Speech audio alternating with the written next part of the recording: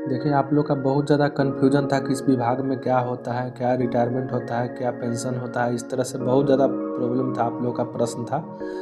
तो उसी के आधार पर हम सोच रहे हैं कि एक वीडियो आपको बना के हम सारा चीज़ समझाने की कोशिश करते हैं कि इसमें मतलब किस तरह से मतलब कि आपका जो मतलब कि सर्विस का जो सारा रिकॉर्ड रखा जाता है और आपका रिकॉर्ड किस तरह से कहाँ कैसे होगा, वो सारा चीज़ एक जगह आपको सारा मेंटेन रहता है।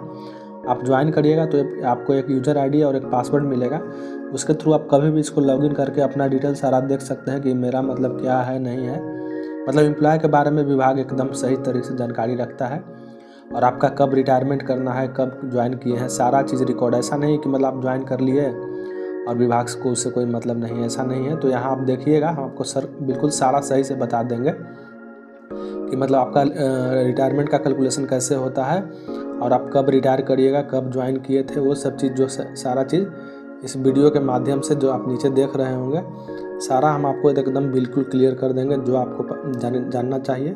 क्योंकि आप लोग का बहुत ज़्यादा कन्फ्यूजन रहता है कि क्या होता है, रिटायरमेंट कब होता है कि नहीं होता है, पेंशन होगा कि नहीं होगा। इस तरह से ये सब चीज़ आप प्रश्न बहुत रखते रहते हैं। तो उसके लिए हम खास करके एक वीडियो बना रहे हैं। देखिए, किन्हीं का एक रिकॉर्ड है ये। तो आपका भी मतलब आप भी ज्वाइन करिएगा तो आपको बिल्कुल इसी तरह का एक मिलेगा। तो देखिए, सबसे पहले आप देख रहे होंगे Bihar state power transmission company limited, मतलब जो भी जिनका भी है मतलब ट्रांसमिशन में है। कहने का मतलब बिहार जो होल्डिंग वाला है BSPCL का, उसी का एक पार्ट है मतलब ये ट्रांसमिशन। तो इनका जो पोस्टिंग था ट्रांसमिशन में हुआ था। तो उसके आधार पर इनका जो डॉक्यूमेंट सारा जो बना है ट्रांसमिशन के हिसाब से बन रहा है। तो यहाँ आपको दिखाई दे रहा हो कि ट्रांसमिशन है इनका रिकॉर्ड में, मतलब ये ट्रांसमिशन में इनका पोस्टिंग किया गया है। तो कंपनी का नाम आपको पता चल गया होगा। उसके बाद यहाँ भी देखिए लिखा हुआ है कंपनी नेम, तो Bihar state power transmission company limited लिखा हुआ है यहाँ। और आईडी और कहाँ इनका लोकेशन है, तो सर्किल वगैरह कहाँ है वो चीज़ इनको मेंशन किया गया है। और यहाँ पे लिखा हुआ है वॉल्यूम, मतलब वॉल्यूम कहने का अर्थ है कि मतलब आपका जो करंट कंडीशन है, मतलब वो किस रूप में है, ऑफिसर रूप में है या वर्कमैन के रूप में है। तो कहने का मतलब ये है कि ये टेक्नीशियन जो थे, टेक्नीशियन का ये मतलब डिटेल है उनका है। तो उसके आधार पर यहाँ आप देख रहे होंगे कि टेक्नीशियन वगैरह वर्कमैन में आते हैं। तो वर्कमैन हो गया, उसके आधार पर वॉल्यूम। और CPS जो हो गया, CPS कहने का मतलब हो गया कि आप NPS वाले में आते हैं, पेंशन वाले में नहीं आते हैं। जो न्यू पेंशन सिस्टम है उसमें आते हैं, तो उसके लिए यहाँ CPS होगा। अगर जो पुराने वाले होते हैं जिनको पेंशन वाला 2004 से पहले जिनका नौकरी लगा होगा, उसके लिए यहाँ मतलब कि CPS के जगह GPF होता, ठीक है ना, वर्कमैन GPF। लेकिन हम लोग जो है आजकल 2004 के बाद जिनका नौकरी लगा है सारे NPS में आते हैं, तो इसलिए CPS लिखा हुआ रहता है। तो देखिए, आपको यहाँ देख रहे होंगे चेंज पासवर्ड वगैरह लॉगिन करके कभी भी डाउनलोड कर सकते हैं सारा डिटेल। आप भी आइएगा तो आपको एक मिल जाएगा, तो आप लॉगिन करके देख सकते हैं।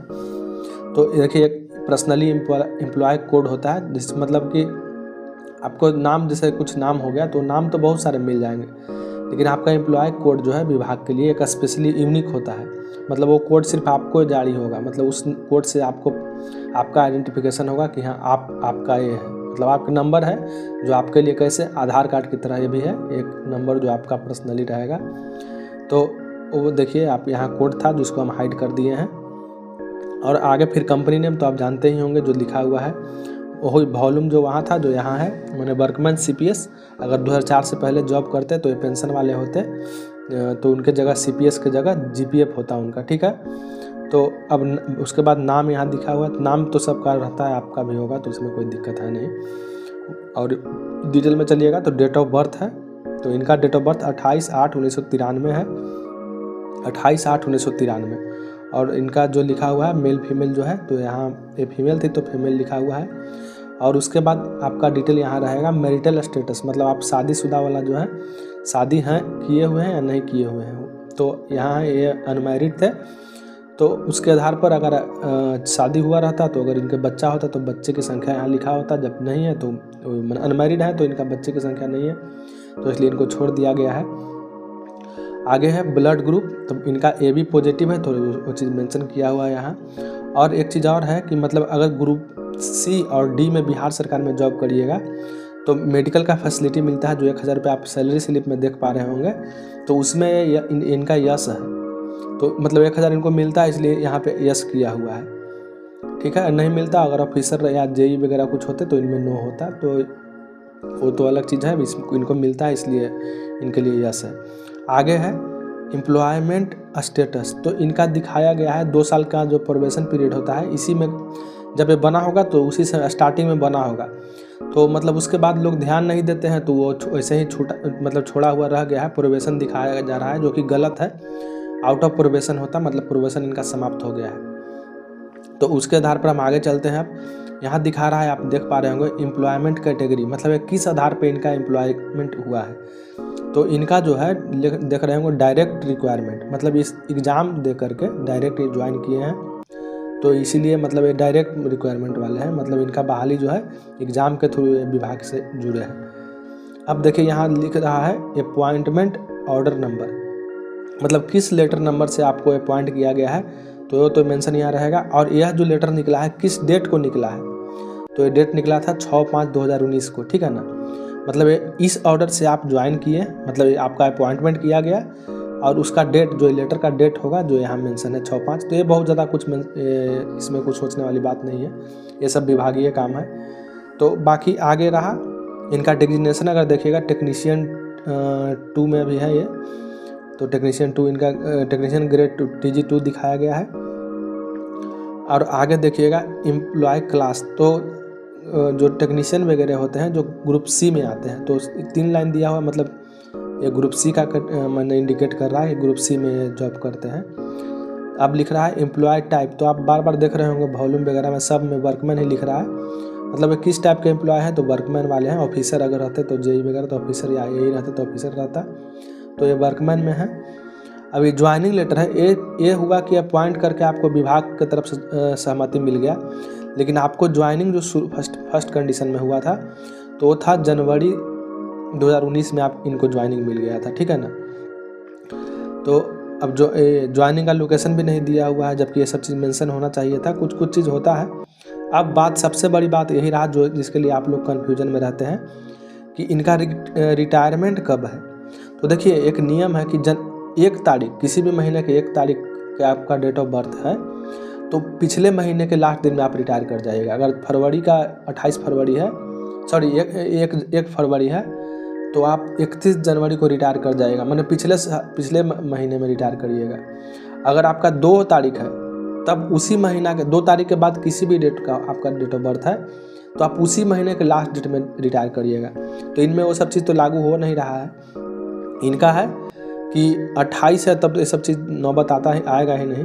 1993 इनका डेट ऑफ बर्थ है, तो उसमें 60 साल जोड़िएगा तो आपको 63 यहाँ दिखाई देगा, 2063, मतलब 93 में 60 जोड़िएगा तो 63 हो गया, और महीना 8 का 8 ही हो गया, और जो डे हो गया 28 तारीख है, तो इनका महीना का लास्ट जाना है, तो 8वां महीना जो होता है 31 का महीना होता है, तो इसके चलते इनको मतलब 31/8/2053 को इनका रिटायरमेंट है।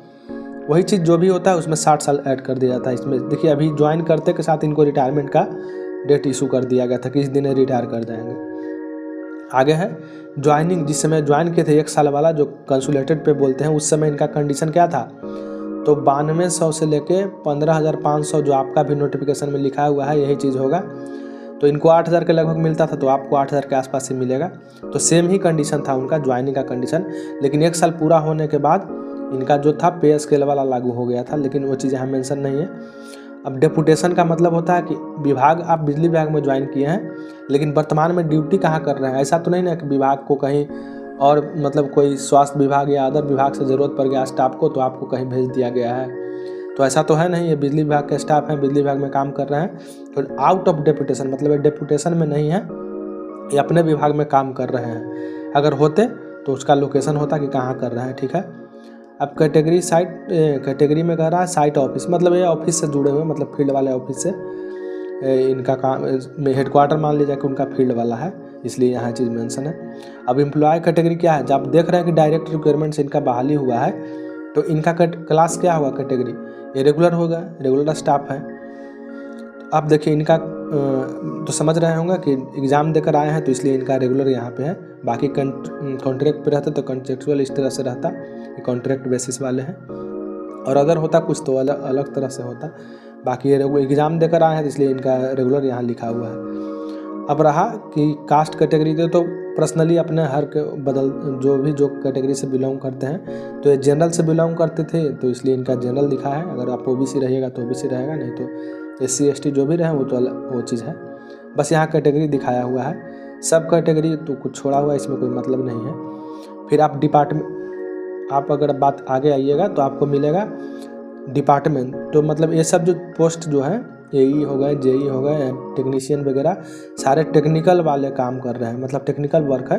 तो इनका जो है डिपार्टमेंट टेक्निकल डिपार्टमेंट से संबंधित हो गए।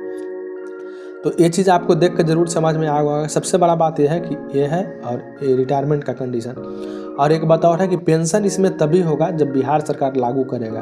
अगर बिहार सरकार पेंशन लागू नहीं करेगा तो इसमें विभाग खुद से पेंशन लागू नहीं करेगा। 2004 के बाद चाहे सेंट्रल का जॉब हो या बिहार सरकार या कोई अभी अदर स्टेट का जॉब हो, 2004 के बाद सारे लोग मतलब पेंशन को समाप्त कर दिए हैं। तो बिहार सरकार भी समाप्त है तो बिजली विभाग में भी समाप्त है।